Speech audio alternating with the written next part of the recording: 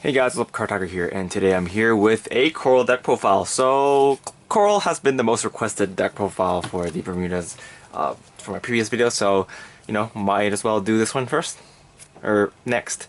If you guys want to see another one, another deck profile from this set, feel free to leave a comment down below and I'll work on it. Eventually I'll make all of them, but, just to please you guys, I'll do it in order of popularity. So for the starting Vanguard, we're running the starting Vanguard Coral. Not going to explain her because, old ride chain. You guys probably know what she does.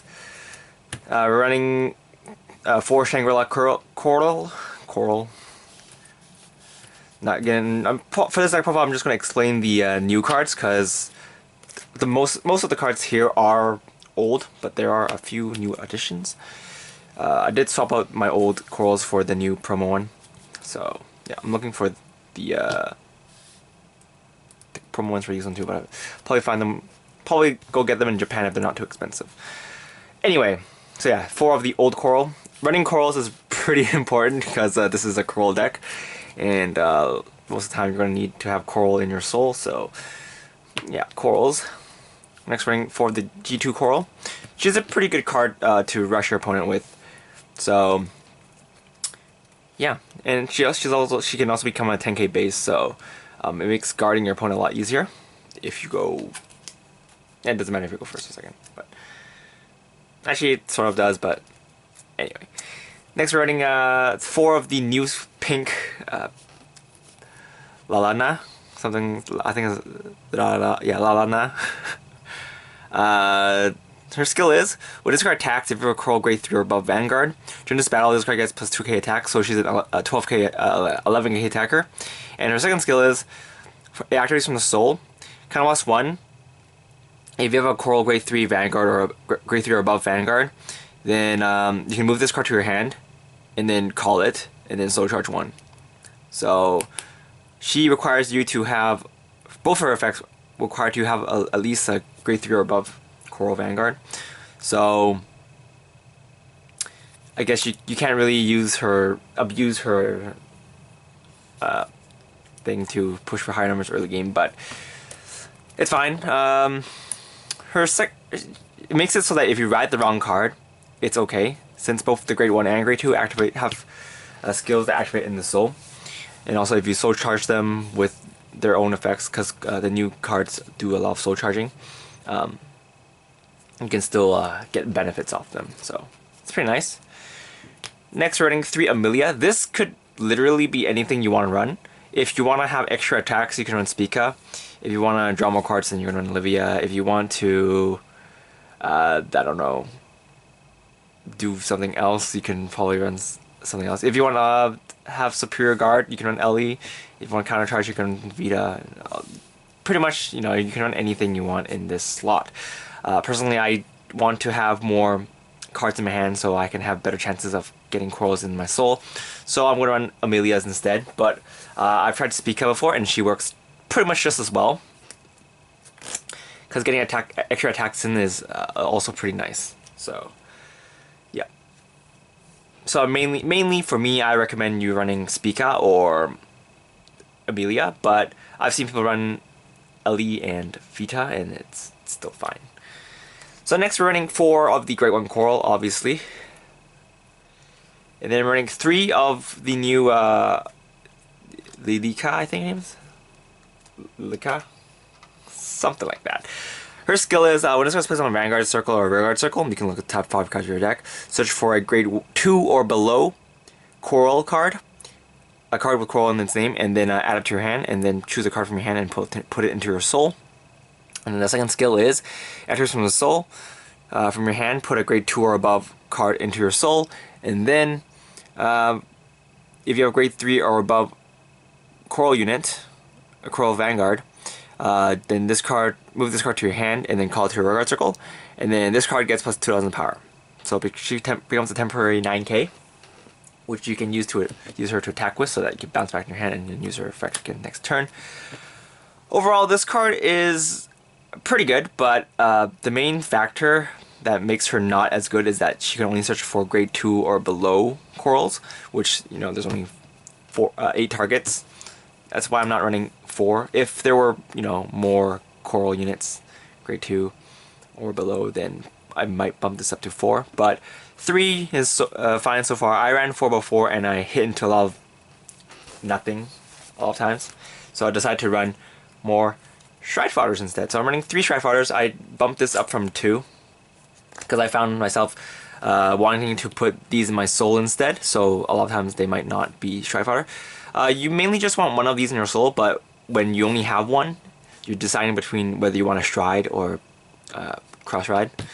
By cross ride I mean putting her into your soul, but yeah. So I'd rather have extra stride fodder so that I can use these for other purposes besides being stride fodder or being stride fodders.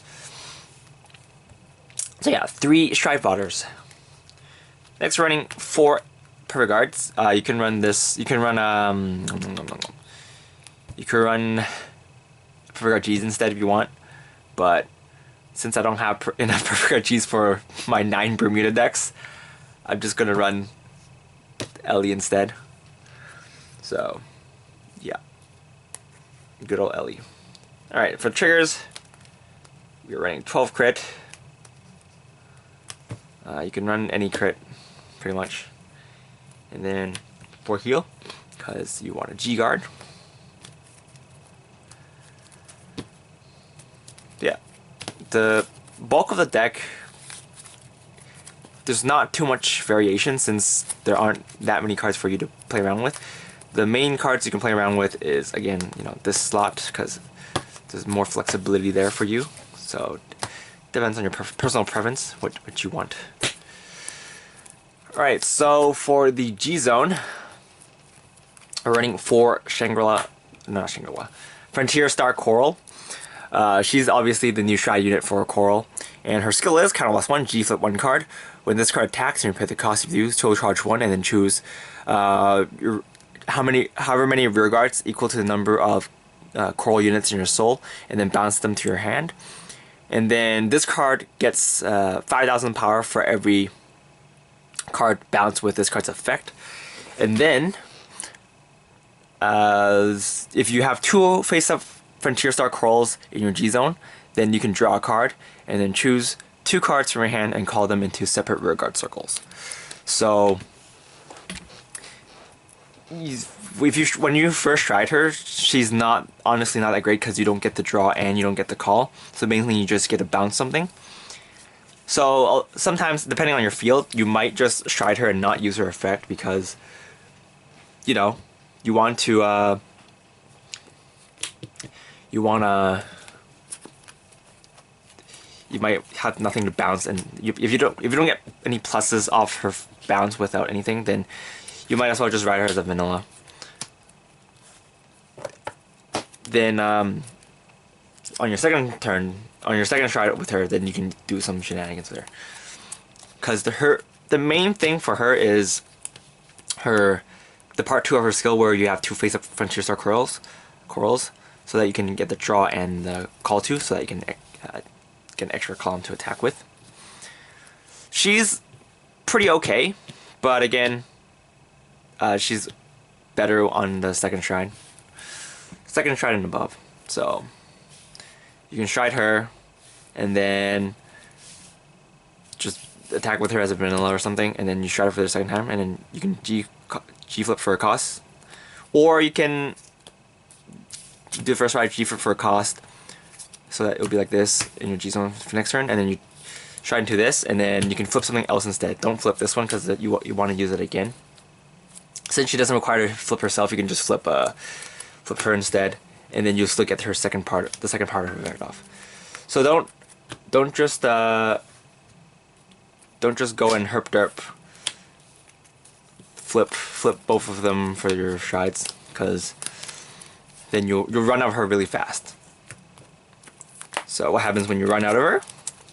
You stride into Olivia, or if your opponent's in 4 damage, then you might want to stride into Olivia first, so that you have the extra crit pressure. But if you're low on hand, you might want to go into Coral. But yeah, so Olivia is obviously still a really good card. Obviously, if you're looking at the prices for her right now, she's pretty much more expensive than all the triple rares in the set. I mean, her rare version. So it's pretty impressive. Not gonna explain what it is because you guys know what she does. Next, we're running one of this. Her skill is once per turn you can soul blast one, choose 2 of your rear guards and bounce them to your hand. Most of the time you're not gonna use this, but if you don't have any coral units for some reason, then you might want to spam these. If you have 2 of these on your field, you can call, try to get their effect off, and then use their effect, bounce, call, and hopefully hit into one of them. But sometimes that doesn't happen. She's mainly here for as a tech, and you can also flip her with coral so that you can use coral's effect. One of this has the on-hit pressure. Most of the time you're not going to use her, but she's there if you do. And again, you can flip her with coral if you want. So, yeah. And then we're running 2, for the G-Guards, running 2 of the one from Heart of the Collection. 2 hand-in-hand Liana. And 1 Dismal. Dismal is mainly to protect your Amelia and whatnot. Or protect your... protect whatever you want to protect. And we're running 1 Screw. In the case that you do need to have that extra 10k guard, then Screw is there for you. Overall, this deck, it's not super amazing, but it is pretty fun, and Coral does look very nice. Her Shrine is actually pretty decent, so it's not like OP, but it's something that we could play with. And yeah, it's nice to look at. And the deck it's pretty, I don't know about you guys, but it was pretty cheap for me to build. If you have a Coral deck from before, then you pretty much only need to buy the rares and buy these, and these are really cheap. So yeah, definitely recommend you guys picking this deck up if you guys have a Coral deck already. But yeah, that's pretty much it for this deck profile. Thanks for watching, guys. This is Cardfight, and I'll see you guys later. Bye!